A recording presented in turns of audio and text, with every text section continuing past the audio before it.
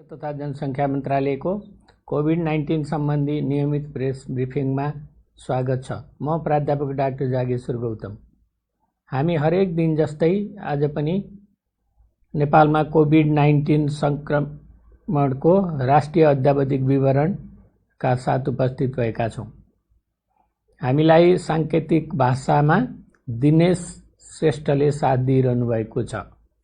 आज देशभरि जम्मा सक्रिय संक्रमितहरूको संख्या 12,621, संस्थागत आइसोलेसनमा रहनुभएका व्यक्तिहरूको संख्या 8,705, प्रदेश अनुसार संस्थागत आइसोलेसनमा रहनुभएको संख्या प्रदेश 1 मा 1135, प्रदेश 2 मा 1,667, बागमती प्रदेशमा 3,436, गण्डकी प्रदेशमा 346, प्रदेश 5 मा 881 जना र कर्णाली प्रदेशमा 317, सुदूरपश्चिम प्रदेशमा 923 जना हुनुहुन्छ। यसैगरी होम आइसोलेसनमा रहनुभएको संख्या प्रदेश 1 मा 266, प्रदेश 2 मा 3,182, बागमती प्रदेशमा 111, गण्डकी प्रदेशमा 27, प्रदेश 5 मा 286, कर्णाली प्रदेशमा 18 र सुदूरपश्चिम प्रदेशमा 26 गरी जम्मा 3,916।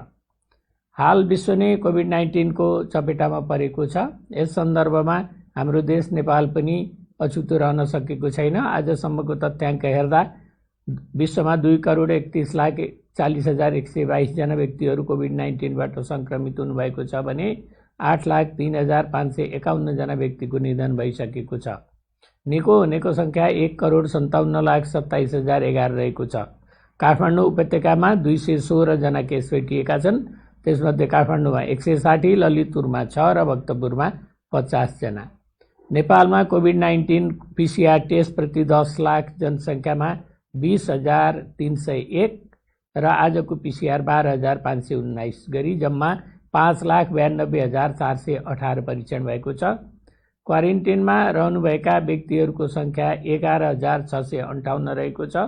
कोभिड-19बाट संक्रमण मुक्त भई गत 24 घण्टामा डिस्चार्ज हुनुहुनेहरूमा जम्मा 136 जना हुनुहुन्छ। आजसम्म डिस्चार्ज हुने जम्मा 18,350। कोभिड-19 संक्रमणबाट मुक्त हुने दर 59% छ। संक्रमितहरू निको भई फर्किसक्नु भएको छ र उहाँहरूको उपचार तथा हेरचाहमा अहोरात्र खटिनुभएका चिकित्सक, स्वास्थ्यकर्मी तथा अन्य सहयोगी शुभेच्छुकहरू सबैलाई स्वास्थ्य तथा जनसङ्ख्या मन्त्रालय हार्दिक धन्यवाद दिन चाहन्छ।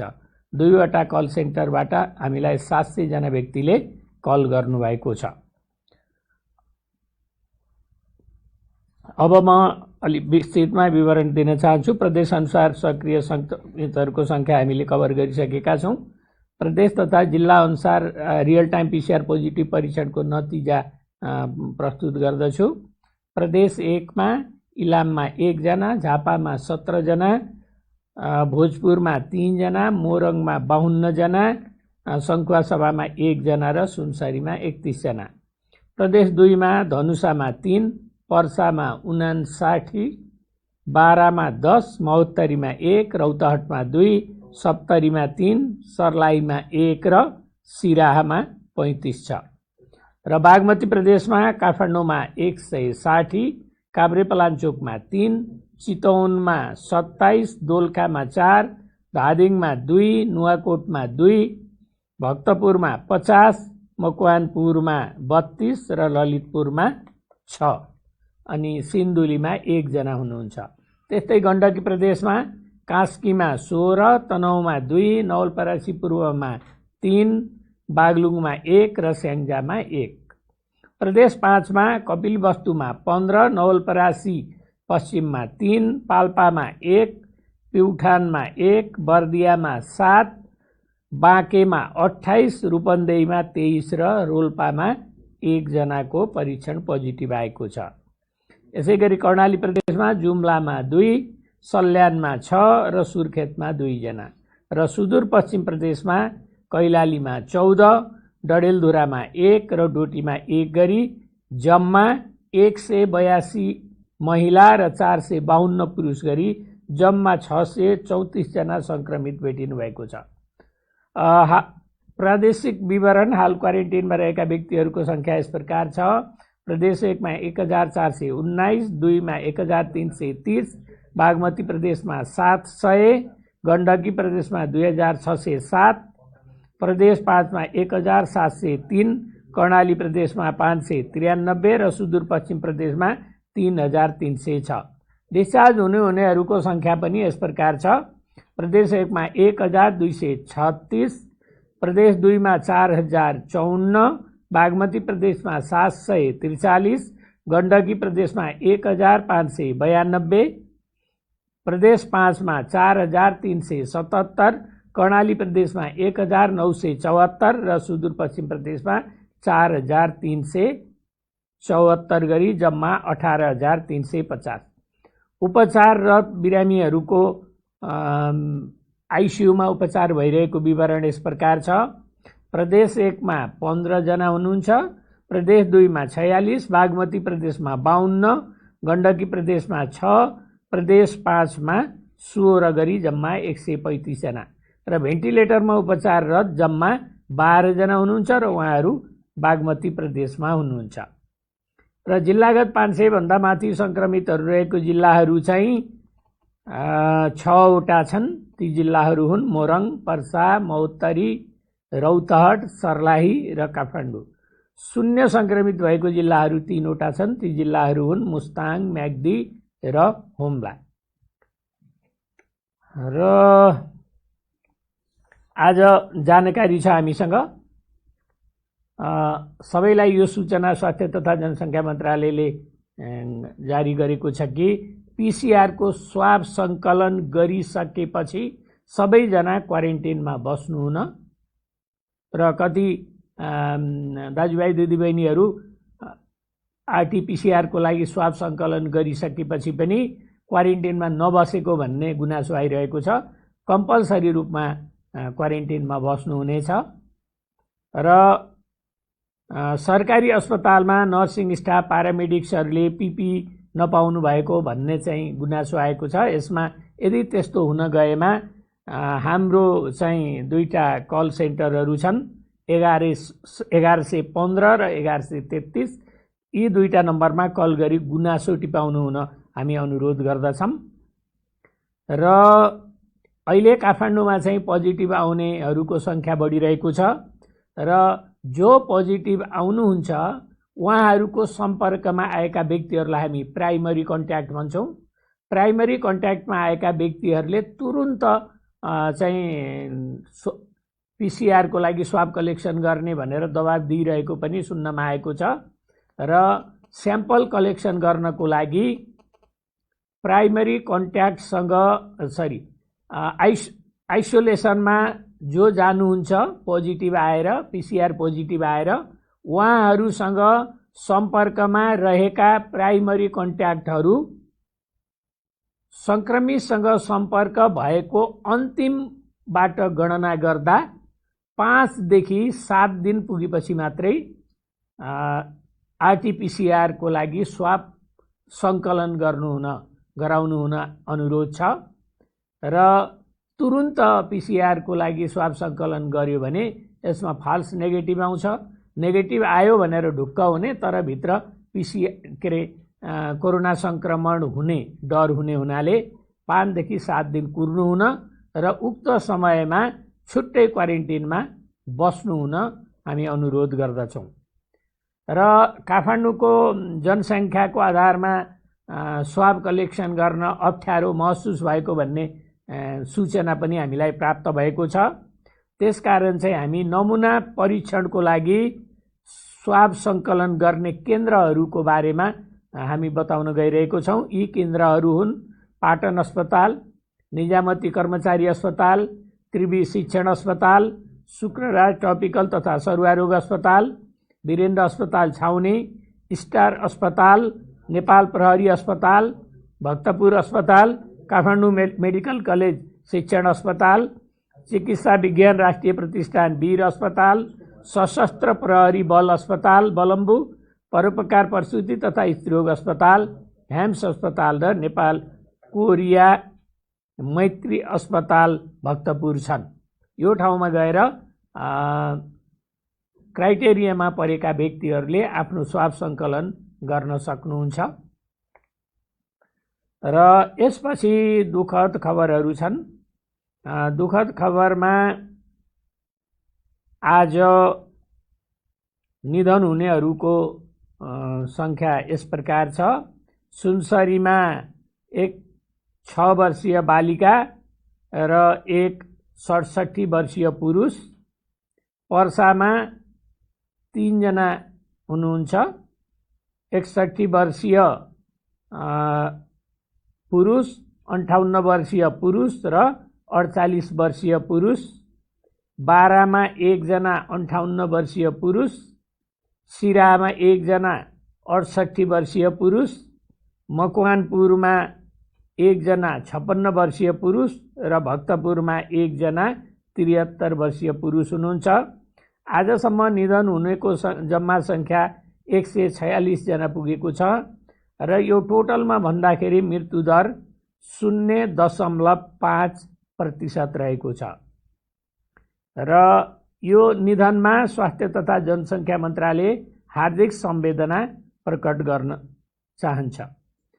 र आजको यो कोरोना सम्बन्धी नेसनल अपडेट यहीँनिर सकिन्छ। धन्यवाद, नमस्कार। र यसपछि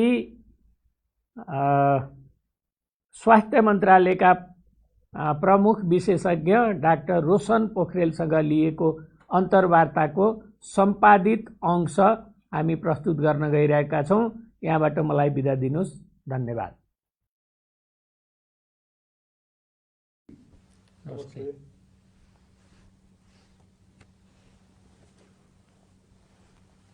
नेपालले कोभिड-19 को महामारी सुरु भए यता के कस्ता मुख्य कामहरू गर्यो?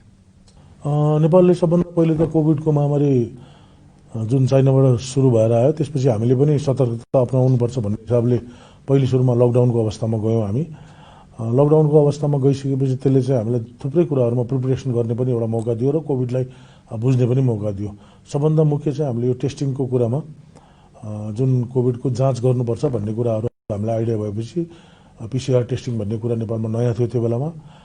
त्यही भएर सुरुमा पहिलो केसलाई हामीले हङकङै पठाए पनि पछि हामीले बिस्तारै NPHLबाट टेस्टिङ सुरु गऱ्यौँ र त्यसलाई चाहिँ अहिले हामीले देशको सबै भागहरूमा पुर्याउन सफल भएका छौँ र त्यो 40 ठाउँमा अहिले सञ्चालन भइसकेका छ। यदि कोभिड पोजिटिभ रहेछन् भने ती केसलाई बाहिरबाट आए तापनि हामीले समाजमा मिसिन दिएनौँ।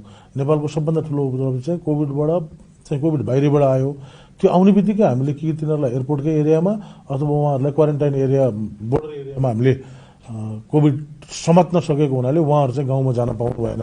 अलिअलि त जानुभयो सुरुमा हामीले नजान्दै, तर पछिका दिनहरूमा चाहिँ त्यो अलिकति कडाइका रूपमा लागू भएपछि त्यो चाहिँ गाउँमा जान पाएन। यो चाहिँ नेपालको ठुलो उपलब्धि हो जस्तो मलाई लाग्छ। विश्व स्वास्थ्य सङ्गठन र नेपाल सरकारको बीचमा के कस्ता काममा सरसहयोग भइरहेको छ? अब विश्व स्वास्थ्य सङ्गठनले विश्वभरि नै स्वास्थ्यमा सहयोग गरे हुनाले त्यही आधारमा नेपाललाई पनि उहाँहरूले सहयोग गरिरहनु भएको छ। त्यसमा स्ट्राटेजी प्लानिङहरू गर्ने, कसरी कोभिडलाई हेर्ने भन्ने कुराहरूदेखिबाट लिएर उहाँहरूले हामीलाई टेक्निकल म्यान पावरहरू, एक्सपर्टिजहरू पनि दिइरहनु भएको छ। त्यस्तै म्यान पावरको कुरामा पनि हामीले नयाँ म्यान पावरहरू तुरुन्त लिनु पर्दाखेरि पनि उहाँहरूसँगै हामीले सल्लाह लिएर गरिरहेछौँ र संसारले जुन तरिका फलो गरेको हो हामीले पनि विश्व स्वास्थ्य सङ्गठनको भनाइ अनुसार नै त्यही तरिका हामीले पनि फलो गर्नलाई उहाँहरूसँग हामीले सपोर्ट लिइरहेछौँ। त्यसमा पनि विशेष चाहिँ अहिले चाहिँ यो टेस्टिङ र ट्र्याकिङको केसमा जुन छ त्यसमा र यो सूचना प्रवाह गर्ने कुराहरूमा पनि हामीले विश्व स्वास्थ्य सङ्गठनको सहयोग लिएका छौँ। र त्यति मात्रै होइन, विश्व स्वास्थ्य सङ्गठनलाई हामीले हाम्रो नलेज पनि सेयर गरेका छौँ ताकि हामीले गरेको चिजहरू, हामीमा भएको चिजहरू, हामीले जानेको बुझेको चिजहरू उहाँहरूलाई पनि हामी दिएका छौँ। त्यही नलेज चाहिँ उहाँहरूले विश्वमा बाँड्नलाई पनि सजिलो भएको छ। जस्तो कारणले चाहिँ हामीलाई दुवैतिरबाट छ। यो चाहिँ उहाँहरूले बढी सहयोग गर्नुभएको छ, तर हाम्रो गरेको एक्सपिरियन्सलाई उहाँहरूले पनि लिनुभएको छ। त्यसले गर्दा दुवैलाई सहयोग भएको देखिन्छ यसमा। अब भर्खर नेपाल चाहिँ पुनर्संरचनामा गएको अवस्था छ। 3 तहमा सरकार छन्। हजुर, यो 3 तहको सरकारको बीचमा काम गर्नलाई हामीलाई के चुनौतीहरू छन् स्वास्थ्य मन्त्रालयको तर्फबाट? यसमा सुरुमा हामीलाई चुनौती नै भयो, किनभने अब यो कोभिड नभएको भए पनि यो 3 तहको सरकारको कार्यप्रति जुन हुनुपर्ने हो त्यो चाहिँ बिस्तारै हामी सिक्दै थियौँ। कोभिडले झन् हामीलाई त्यसमा परिपक्व बनायो। त्यही भएर कहिलेकाहीँ सुरुमा हामी कन्फ्युज भयौँ। अलिकति हामीलाई गाह्रो के भयो भने कसले गर्ने भन्ने कुरामा चाहिँ सुरुमा चाहिँ हामीलाई अलिकति कन्फ्युजन भएको थियो। तर बिस्तारै चाहिँ के हुँदै गयो भने यो सिसिएमसी पनि आयो, कोभिड क्राइसिस म्यानेजमेन्ट सेन्टर पनि आयो, स्वास्थ्य मन्त्रालय थियो। त्यसपछि हामीले डिस्ट्रिक्ट सिसिएमसी गऱ्यौँ। स्वास्थ्य मन्त्रालयका तलैसम्म गएका जुन संरचनाहरू छन् ती संरचनालाई नै हामीले हाम्रैमा बाँध्न सक्यौँ। त्यो सबैले गर्दाखेरि अब चाहिँ बिस्तारै सजिलो हुँदै गएको छ। सुरुका दिनमा चाहिँ कठिनाइ नै थिए, कसले गर्ने, के गर्ने, कसको काम भनेर त्यो एउटा अवस्था थियो भने अहिले चाहिँ हामी कसको काम भनेर कर्तव्यबोध हामीलाई भइसक्यो। त्यो कारणले गर्दाखेरि अब चाहिँ धेरै सजिलो भएको छ पहिले हेरिकन। अब अहिले नवसामान्यीकरणको अवस्थामा चाहिँ जनताहरूलाई सरकारको के सल्लाह हुन सक्छ? अब यो नवसामाजिकरण भन्ने नयाँ शब्द हामीले प्रयोग गऱ्यौँ, त्यो न्यू नर्मल भनेर भन्छौँ। यो चाहिँ अब कोभिड चाहिँ हाम्रो जीवनमा आइसक्यो। जसरी कुनै पनि एउटा रोग पहिले आउँदाखेरि के नहो भने HIV एड्स आउँदाखेरि पनि हामी 1984 तिर के हो भन्ने थियो भने अब यो 2019बाट कोभिड आयो। आइसकेपछि अब हामीले कोभिडसँग बाँच्न सिक्नुपर्छ भन्ने कुरा चाहिँ हामी सबैले बुझ्नुपर्ने कुरा आयो। अब कोभिडसँग बाँच्नलाई हामीले हाम्रो व्यवहारहरूलाई परिवर्तन गर्नु पर्यो।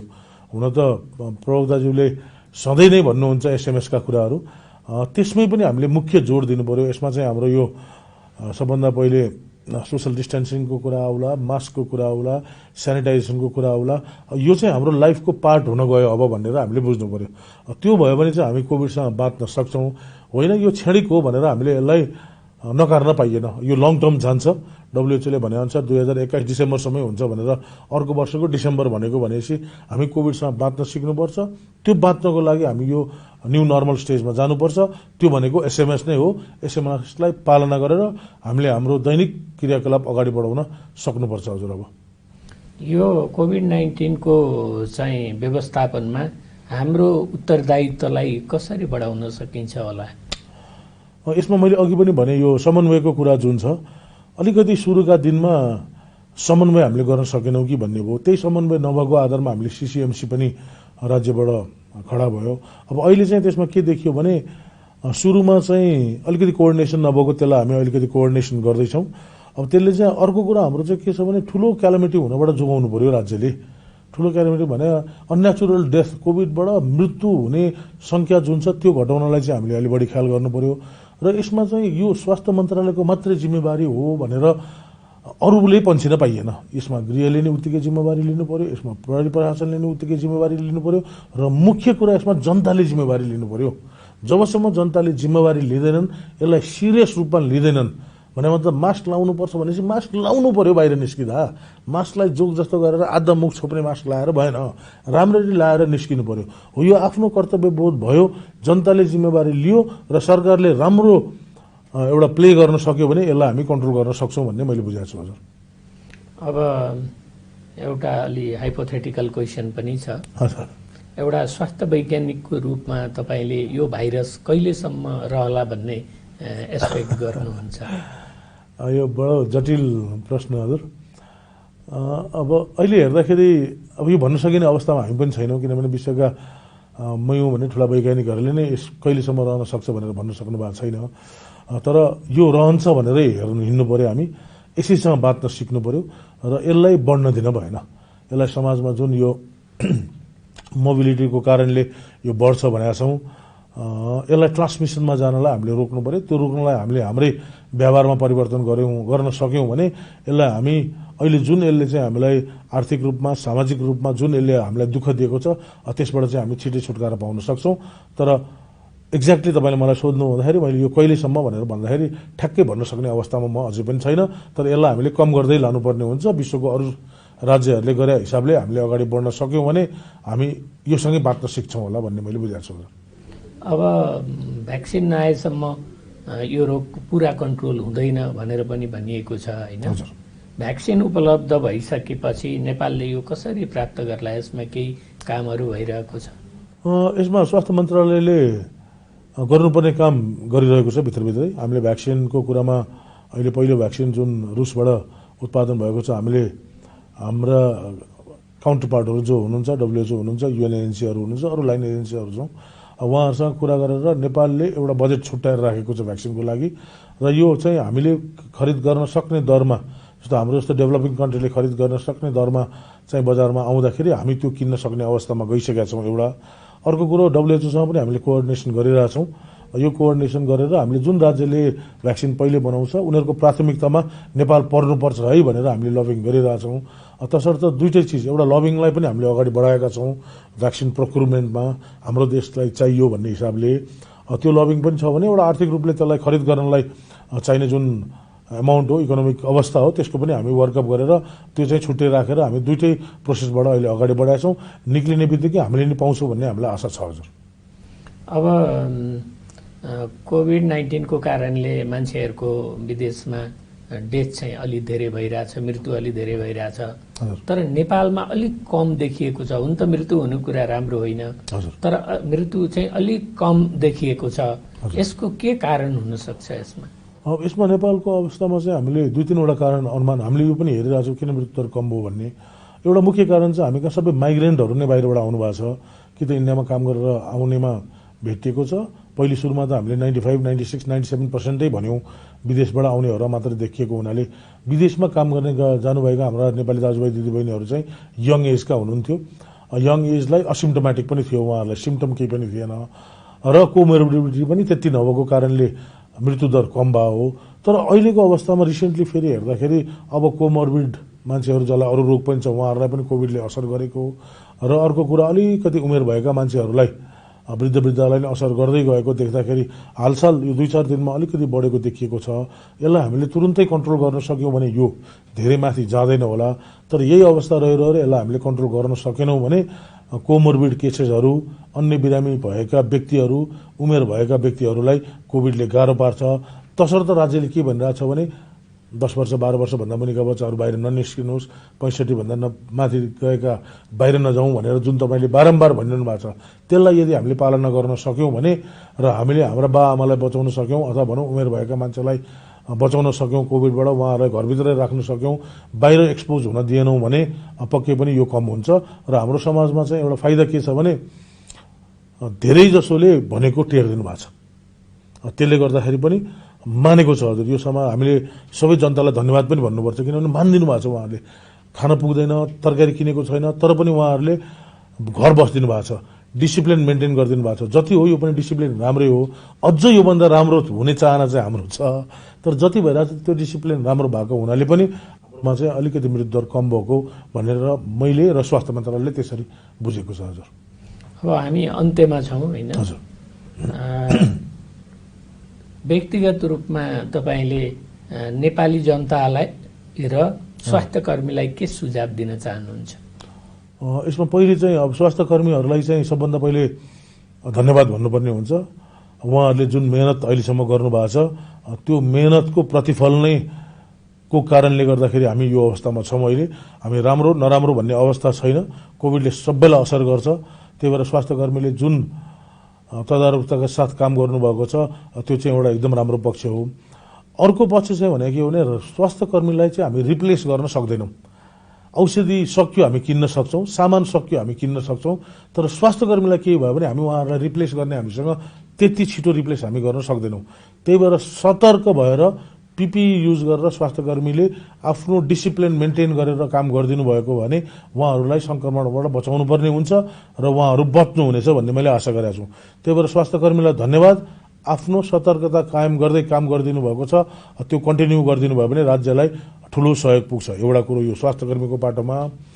अब जनताको पाटोमा अहिलेसम्म जे सहयोग हामी स्वास्थ्य तथा जनसङ्ख्या मन्त्रालय जनताले जुन सहयोग दिनुभएको छ त्यो राम्रो छ। तर हाम्रो चाहना ग्रिड एउटा मान्छेको लोभ अझै पनि हुन्छ। त्यही भएर जुन उहाँहरूले डिसिप्लिन मेन्टेन गरिदिनु भएको छ अझै पनि गरिदिनुहोस्, त्यो अझै बढाइदिनुहोस्। त्यही 3टा चिजमा भन्छौँ हामी, सेनिटाइजेसन भने हात धुने कुरामा, त्यसपछि मास्क लगाउने कुरामा, त्यसपछि सोसल डिस्टेन्सिङ भन्ने कुरामा। सोसल डिस्टेन्सिङ भनेको खालि म र त टाढा बस्ने भन्दाखेरि पनि यो ग्यादरिङहरू पनि फिजिकल डिस्टेन्सिङ मात्रै नभएर सोसल डिस्टेन्सिङ नै गरिदिनु पर्यो। त्यो अहिलेसम्म गरिरहनु भएको छ। यसलाई अझै गर्न सक्यौँ भने हामी यो जोखिमबाट निक्लिन सक्छौँ जस्तो मलाई लाग्छ। त्यही भएर मैले भनिहालेँ, स्वास्थ्यकर्मीलाई पनि धन्यवाद, जनतालाई पनि धन्यवाद। तर अझै पनि हाम्रो आशा के छ भने यसमा डिसिप्लिन अझै बढाइदिनुहोस् ताकि हामी यसबाट निक्लिन सक्यौँ। त्यो भए भने हामी सबै विन विन सिचुएसनमा जान्छौँ भन्ने म भन्न चाहन्छु। हजुर, त्यति हो। Thank you. ल, धन्यवाद छ। र यो अन्तर्वार्तामा यहाँले चाहिँ आफ्नो कुरा राखिदिनु भयो, यहाँको लागि धन्यवाद दिन चाहन्छु। धन्यवाद। नमस्कार।